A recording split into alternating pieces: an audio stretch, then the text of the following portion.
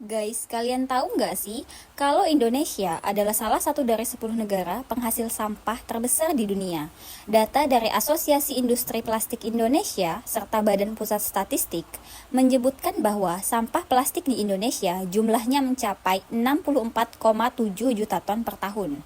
Dan 3,2 juta ton dari sampah tersebut adalah sampah yang dibuang ke laut. Assalamualaikum warahmatullahi wabarakatuh. Halo. Dari grup 4 psikologi kelas 2D. Di sini kami akan mengedukasi mengenai sampah dan dampaknya bagi psikologis manusia. Ikutin terus ya teman-teman. Bye bye. Ya. Oke teman-teman, berbicara dengan sampah, sudah kita ketahui bahwa negara kita sendiri ini permasalahan sampah yang cukup besar.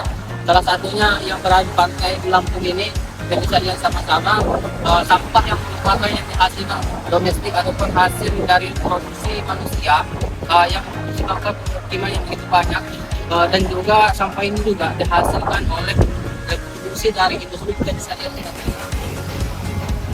Nah, dari hasil produksi industri itu akan menyebabkan laut kita yang begitu kotor sehingga mencemari lingkungan di sekitar pinggir pantai seperti ini.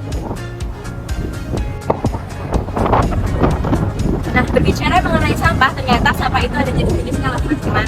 Nah, yang pertama adalah sampah organik. Apa sih sampah organik itu? Jadi sampah organik adalah sampah hasil buangan atau sampah yang dihasilkan oleh makhluk hidup dan biasanya secara otomatis akan mengalami pembusukan. Contohnya itu seperti buah-buahan, sayur-sayuran, sisa makanan, ranting dan juga daun. Nah, yang kedua adalah sampah anorganik. Apa sih sampah anorganik? Jadi sampah anorganik adalah sampah yang berasal dari sisa-sisa non-hayati, biasanya berbentuk sintetik dan buangan hasil dari tambang. Nah, contohnya itu seperti botol kaca, botol plastik, dan juga botol kaleng. Teman-teman, kalian tahu nggak sih bahwa pengelolaan sampah ini memiliki konsep loh? Apa sih konsep pengelolaan sampah itu? Kita menggunakan konsep 3R, dan di mana konsep 3R itu yang pertama itu ada reuse, yang artinya mengelola kembali sampah, yang dimana sampah itu dapat dikelola agar menjadi fungsi yang lebih baik atau menjadi fungsi yang lebih baik bagi lingkungan sekitarnya. Yang kedua itu ada reduce, mengurangi sampah, yang dimana kita dapat mengurangi sampah dengan cara mengelolanya untuk menjadi lebih baik lagi dan juga dapat berfungsi dengan baik. Yang ketiga itu ada resiko, mendaur ulang sampah, yang dimana kita dapat mendaur ulang sampah itu menjadi bahan-bahan yang lebih baik atau berfungsi untuk hal-hal yang menarik, seperti kita bisa mendaur ulang sampah itu menjadi pernak-pernik ataupun yang lainnya, atau perhiasan yang dapat dijadikan sebagai peralatan dari rumah tangga maupun yang lain sebagainya. Di sini saya akan menjelaskan tentang faktor-faktor yang mempengaruhi timbulan sampah. Yang pertama itu adalah lokasi geografis. Lokasi geografis ini berkaitan erat dengan keberadaan iklim yang dapat mempengaruhi jenis limbah yang dihasilkan. Disebutkan pada wilayah kecamatan Selatan, pada pantai Bukit dan beberapa titik sampai masyarakat. Lalu yang kedua adalah pengelolaan pada sumber sampah. Aktivitas pada sumber sampah seperti pemilihan recycle, resource, dan pengomposan akan dapat mereduksi banyaknya pengelolaan sampah yang dihasilkan. Lalu yang ketiga adalah peran masyarakat. Masyarakat diharapkan dapat mampu mengubah kebiasaan hidupnya seperti membuang sampah sembarangan dan harus menerapkan pola hidup yang sehat.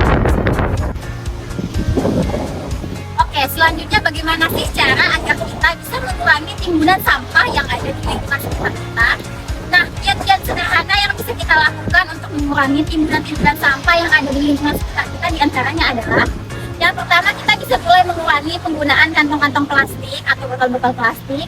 Kemudian juga kita bisa mendaur ulang sampah-sampah yang sekiranya bisa dijadikan kerajinan-kerajinan menarik, seperti sampah kemasan saset, minuman-minuman serbuk, atau botol-botol plastik seperti ini yang bisa kita buat menjadi kerajinan-kerajinan yang menarik. Kemudian selain itu, kita juga bisa menimbun ke dalam tanah sampah sisa-sisa makanan, sehingga nantinya setelah terurai, tanah tersebut akan menjadi lebih subur. Membahas mengenai sampah, pasti ada dampak yang terjadi oleh manusia. Salah satunya adalah dampak terhadap psikologis manusia. Apa aja sih dampaknya? Yang pertama itu ada mengalami stres akibat rasa cemas yang timbul dari bakteri, kuman, dan bau yang tidak sedap itu akan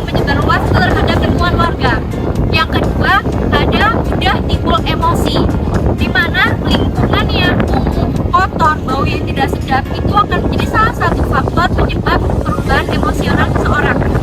Dan yang terakhir, ada persepsi dan kesan negatif. Lingkungan yang kotor, yang kumuh, yang baunya tidak sedap itu akan menjadi salah satu kesan negatif oleh masyarakat luar. Demikianlah video singkat terkait dengan sampah. Semoga bermanfaat bagi kita semua. See you next time. Bye!